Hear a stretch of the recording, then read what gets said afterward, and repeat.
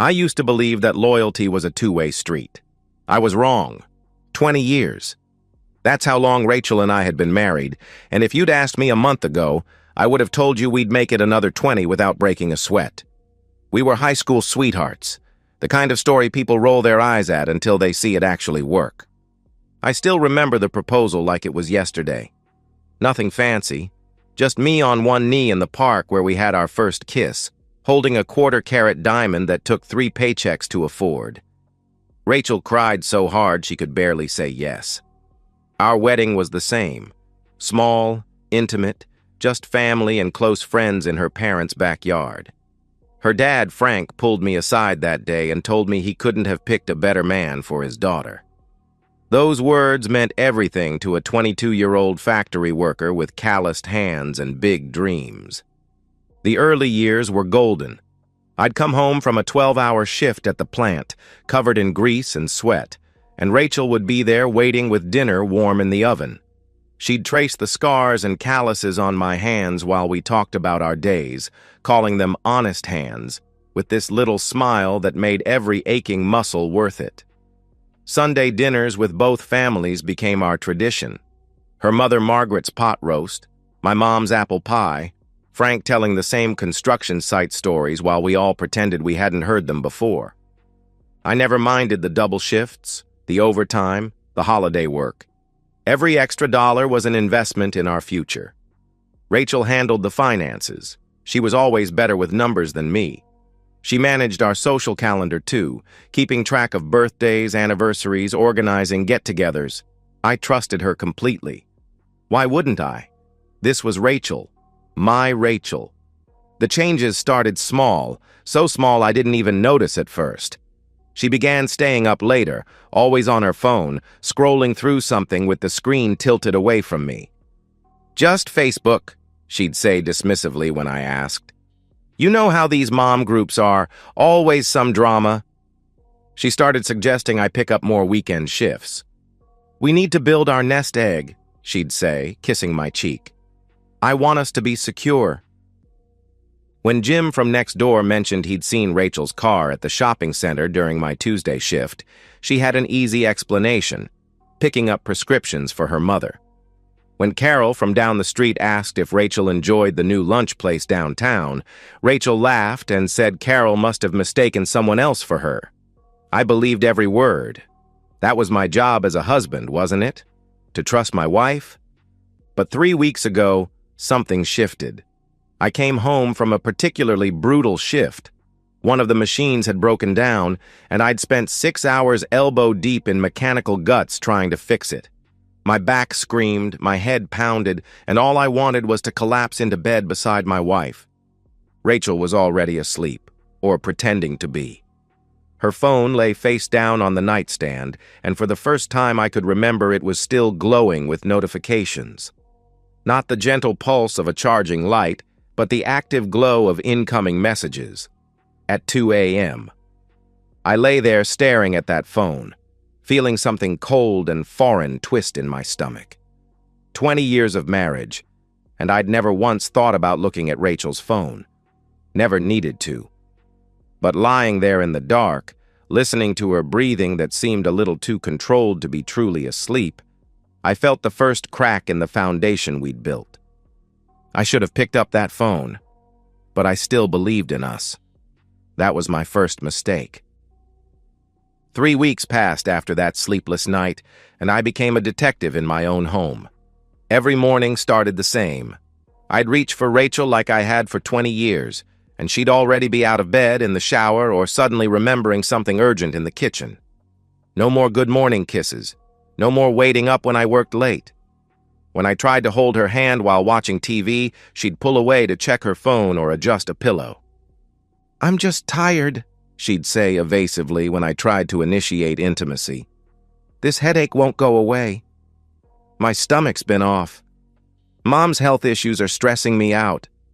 20 years of marriage teaches you the rhythm of your partner's body, their desires, their patterns. This wasn't stress. This was avoidance. The phone became her constant companion. She'd take it to the bathroom every single time.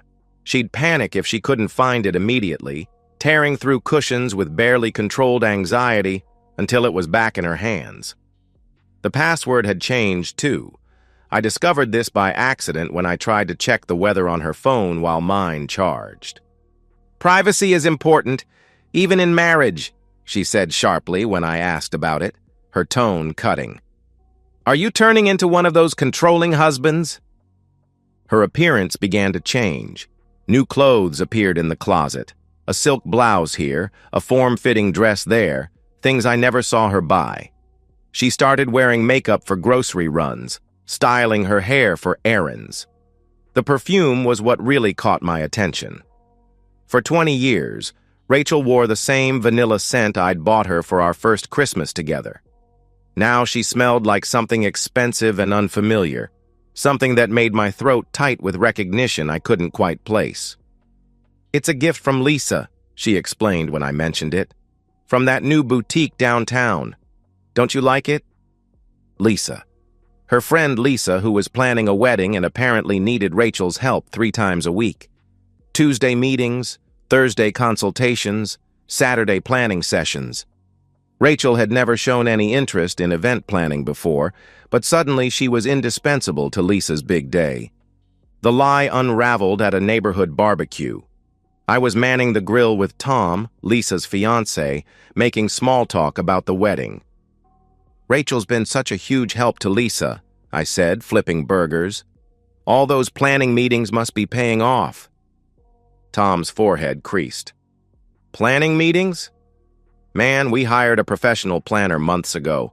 Lisa hasn't needed help with any of that stuff." The burger nearly slipped off my spatula. "Oh, I must have misunderstood," I managed, my mind racing. "You know how women are with their projects." But I hadn't misunderstood. Rachel had looked me in the eye and lied over and over again. The distance between us in bed became an ocean. We'd lie there, inches apart but completely disconnected, the silence so loud it hurt my ears. When I tried to talk about us, about what was happening, she'd turn it around on me. "You're suffocating me, Daniel," she'd snap defensively. "When did you become so needy?" So suspicious. This isn't the man I married. Maybe she was right. The man she married would never have doubted her. But that man was dying, suffocated by lies I couldn't quite prove. The receipt changed everything. Rachel had asked me to grab ibuprofen from her purse, another headache, and there it was, crumpled between her wallet and makeup bag. Lucia's Italian Bistro, dated last Tuesday at 1 p.m., during my shift. During her meeting with Lisa, 2 entrees, a bottle of wine, $68 for a lunch she'd never mentioned. "It was a business lunch," she said quickly when I confronted her, snatching the receipt from my hand. "I'm trying to get design work from a new client." Is that a crime? Do I need to report every movement to you now? Rachel did occasional freelance graphic design, mostly logos for local businesses, nothing that involved wine lunches at upscale restaurants. Her clients were plumbers and lawn care services, people who met at Starbucks with budget constraints and specific requests. "Which client?" I asked. "You don't know them," she snapped irritably. "God, Daniel, what's happened to you?" "You're paranoid. Maybe you should talk to someone about these trust issues you're developing." That night, I made a decision that went against 20 years of instinct. I was done being the trusting fool. If Rachel wanted to lie to me, gaslighting me into questioning my own sanity, then I'd find the truth myself. Tomorrow, when she left for another meeting with Lisa, I'd follow her. I'd spent 20 years building a marriage on trust. Now I was about to spend the next few weeks tearing it down, piece by piece. I just didn't know how deep the betrayal went. The factory had taught me patience. When a machine breaks down, you don't just start hammering at it. You observe, document, diagnose. You follow the evidence systematically until you find the problem. That's how I approached Rachel's betrayal, like a mechanical failure that needed solving. I started with the odometer. Every morning before work, I'd photograph her car's mileage with my phone. When she claimed she was going to her mother's house, 12 miles round trip, but the odometer showed 35 miles driven. I documented it. When she said she was meeting Lisa at the coffee shop on 3rd Street, but added 42 miles to the car, I logged that too. The parking garage receipt came next, found wedged under her passenger seat while I was checking the tire pressure. Downtown Marriott, 3 hours of parking on a Wednesday afternoon when she was supposedly at her sister's house helping with the kids. Her sister lived in a suburban neighborhood with driveways, no parking garages for miles. I drove by Lisa's house during the next planning meeting. Rachel's blue Honda wasn't there. It wasn't at the coffee shop either, or the bridal boutique, or any of the places she claimed to frequent.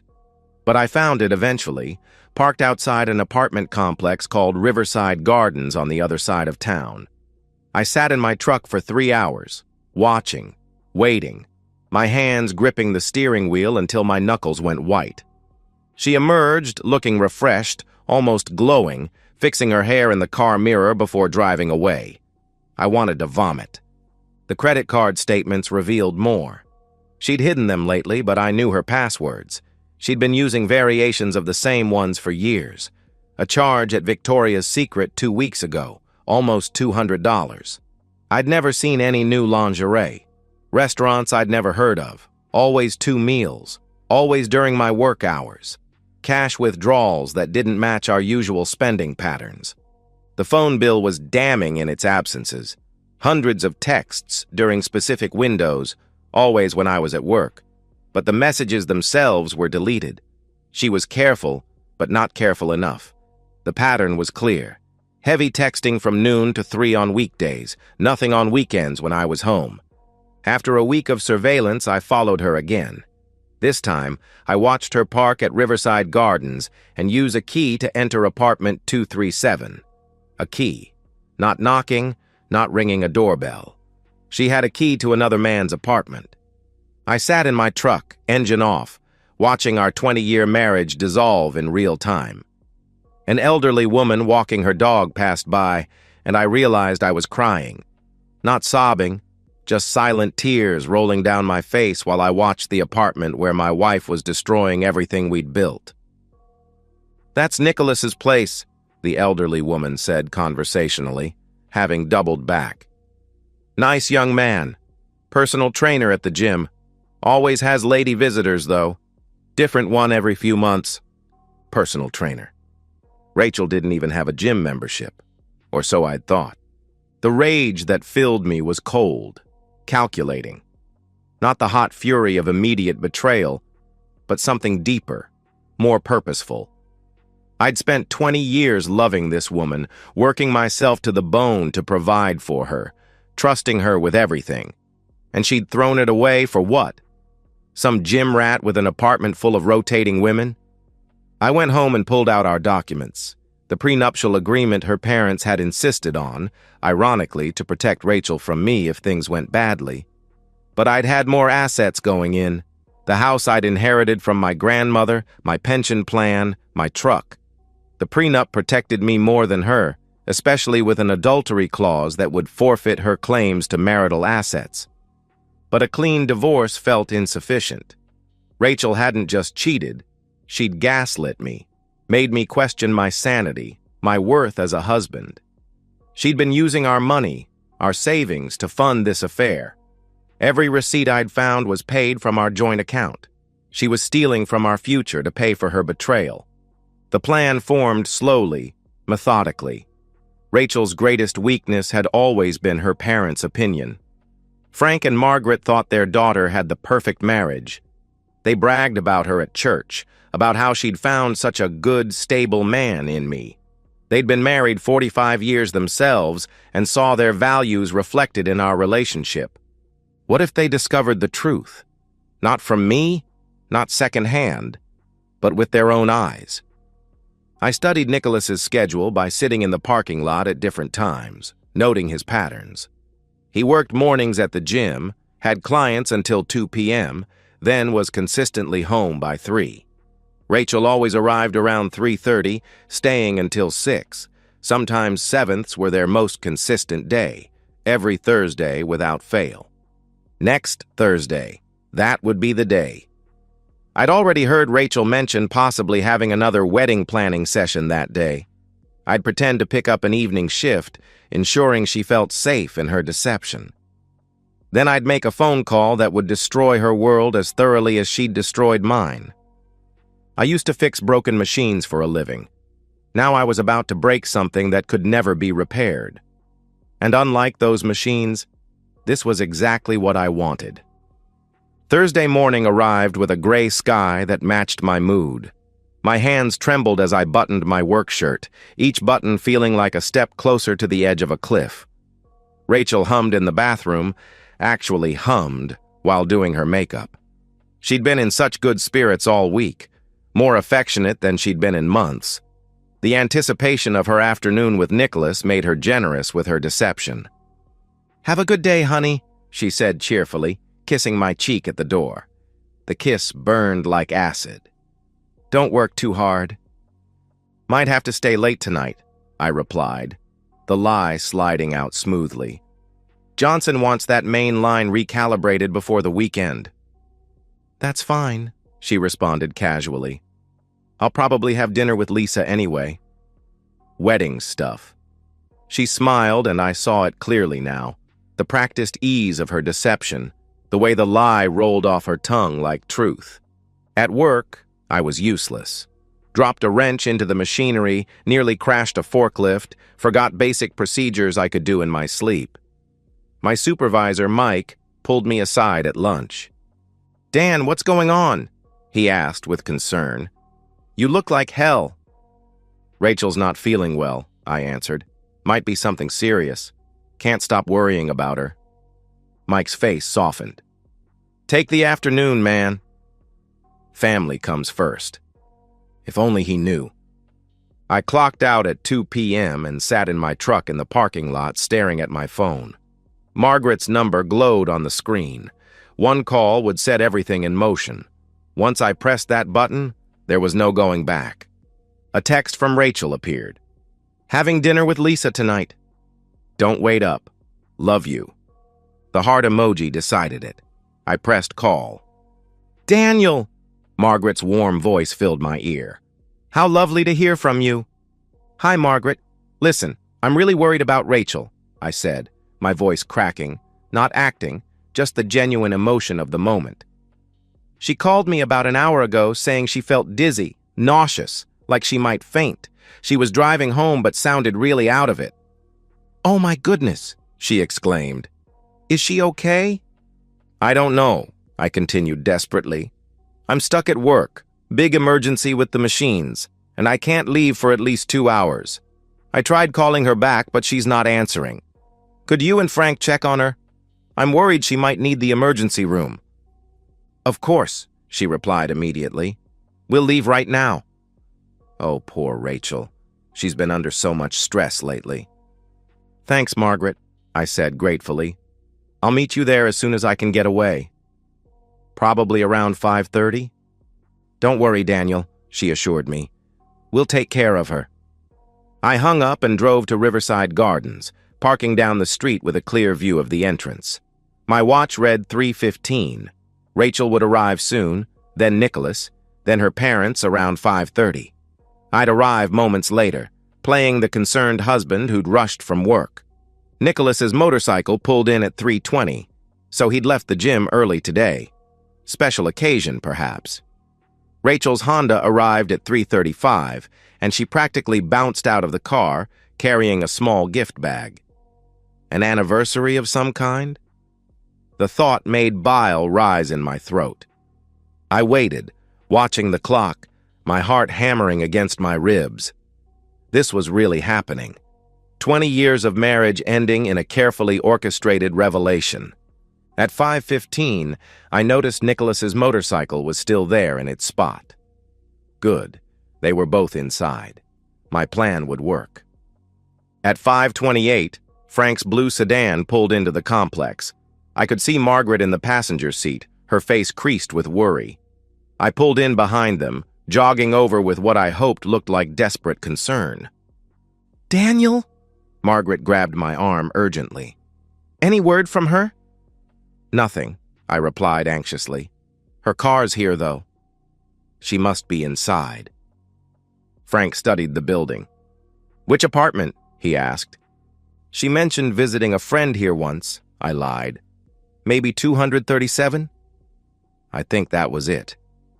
We climbed the stairs together, Margaret chattering nervously about possible medical explanations. Low blood sugar, inner ear problems, maybe even pregnancy at her age. Each suggestion was a knife twist, knowing what we were about to find. The door to 237 was slightly ajar, soft music floating out. I'd made a copy of Rachel's key weeks ago, but we wouldn't need it. I pushed the door open wider and we stepped inside. Another text from Rachel buzzed my phone. "Lisa says hi." "Having such a good time. You're the best husband ever for understanding." I took a deep breath and opened the door fully. In 30 seconds, 3 lives were about to change forever. And only one of us knew it was coming. The scene that greeted us was worse than anything I'd imagined. Rachel and Nicholas weren't in bed. They were on the couch, intimately entwined, her silk blouse unbuttoned, his shirt on the floor. Wine glasses sat on the coffee table next to the gift bag I'd seen Rachel carry in. But the detail that burned itself into my memory, the thing that made everything irreversibly real, was Rachel's wedding ring sitting beside the wine glasses like a discarded prop. The sound Margaret made wasn't quite a gasp or a scream. It was something primal, the sound of a mother watching her child destroy themselves. Rachel's head snapped up, her eyes going wide as she processed the scene. Not just her husband, but her parents, all standing in the doorway of her secret world. "Mom?" The word came out as a squeak. Rachel scrambled to cover herself, her hands shaking so badly she couldn't manage the buttons. "This isn't... I can explain." Nicholas jumped up, grabbing for his shirt, his gym-sculpted muscles tense with panic. He was younger than I'd expected, maybe early 30s, with the kind of prettiness that belonged in a cologne ad. The kind of man who'd never worked an honest day in his life. Frank moved faster than any of us expected. 20 years of construction work had kept him strong, and his rage gave him speed. "You son of a b***," he roared, crossing the room in 3 strides and slamming Nicholas against the wall. "With a married woman?" "My daughter." I joined him, grabbing Nicholas's other arm, and together we pinned him.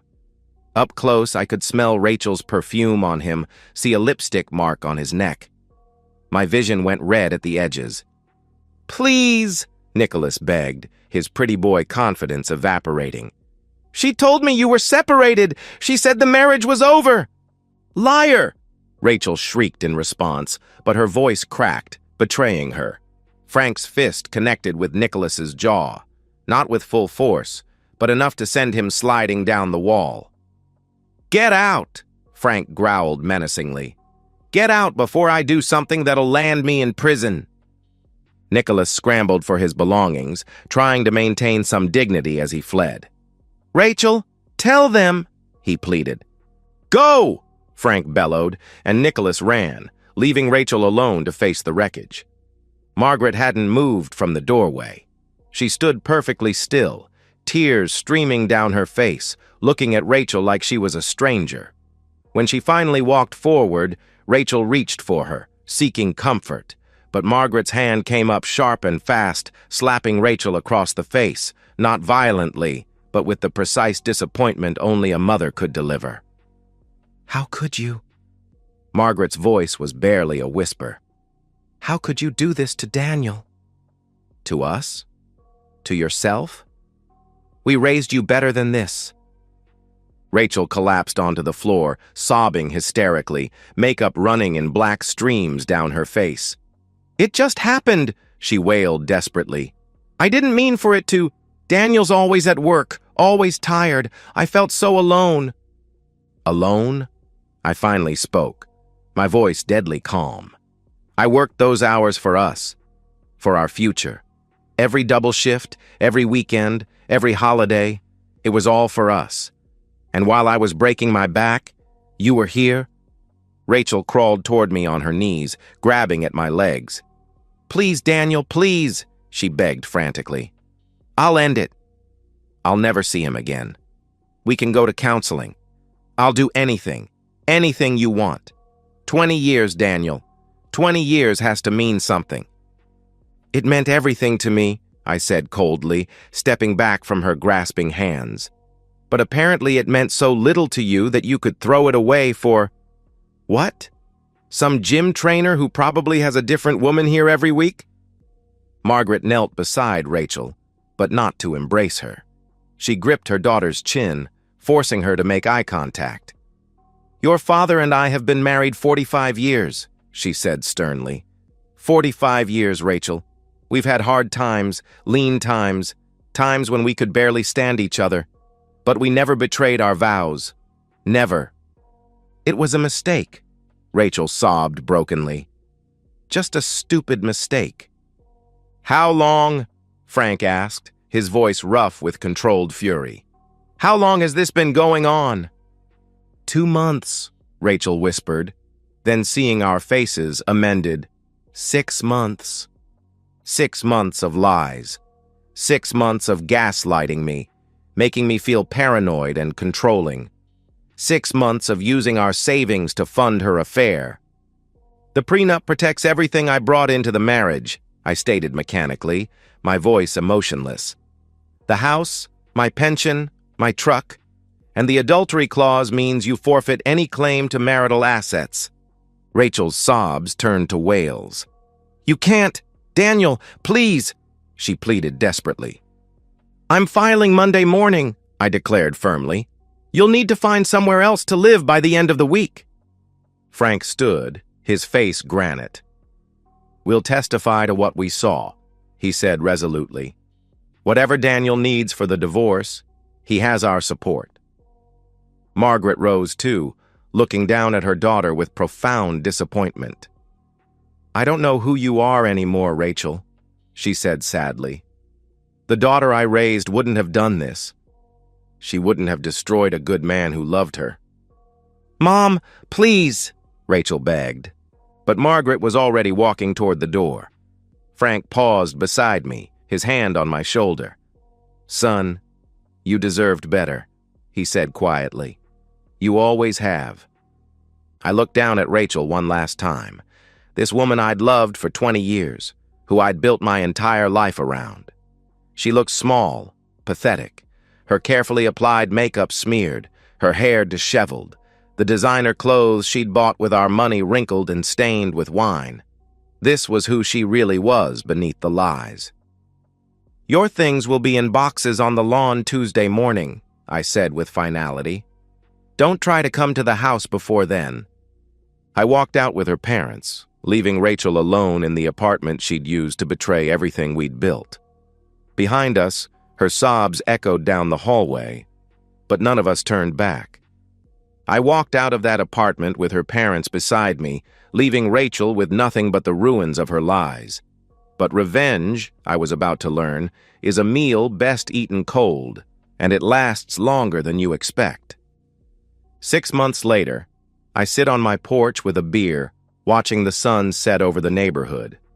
The house is quieter now, but it's a peaceful quiet, not the tense silence that marked the final months of my marriage. The divorce was swift and brutal. Rachel's parents' testimony, combined with the documentation I'd gathered and the prenuptial agreement, left her with almost nothing. She got her car, her personal belongings, and a small portion of our joint savings, barely enough for a security deposit on an apartment. Nicholas disappeared within a week of the confrontation.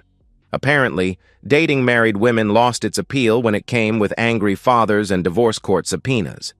Rachel tried to contact him, I heard, but he'd blocked her number and moved to another gym across town.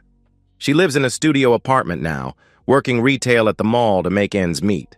I ran into her last month at the grocery store.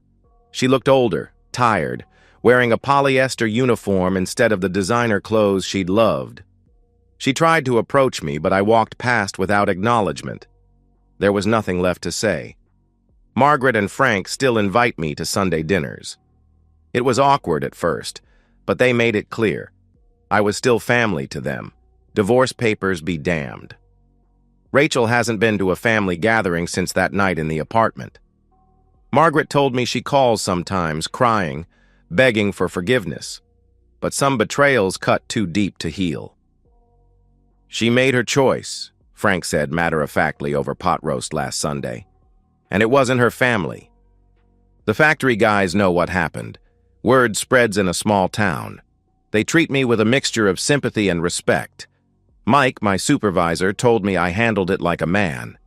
Clean, decisive, no drama at work, he said approvingly. That takes character. I haven't dated yet. Maybe I will someday, when the thought of trusting someone doesn't make my chest tight with anxiety. For now, I'm rebuilding myself, piece by piece, the same methodical way I fix machines. Sometimes, late at night, I wonder if I went too far. If I should have confronted her privately, divorced quietly, let her keep her dignity. But then I remember the gaslighting, the way she made me question my sanity, the casual cruelty of her deception. She wanted to destroy our marriage in secret, in the shadows, while maintaining her facade of the perfect wife. Instead, I made sure the people who mattered most saw exactly who she really was. The sun dips below the horizon, painting the sky orange and purple. I take another sip of beer, feeling something I haven't felt in months: peace. The foundation I built my life on may have crumbled, but I'm still standing. That's more than Rachel can say. And that's the end of today's story. If you enjoyed it, please give this video a thumbs up and drop a comment below. Your support helps the algorithm push my content further. If you're new to the channel, don't forget to hit that subscribe button. It really helps me keep creating more stories for you. Thanks for watching, and I'll see you in the next one.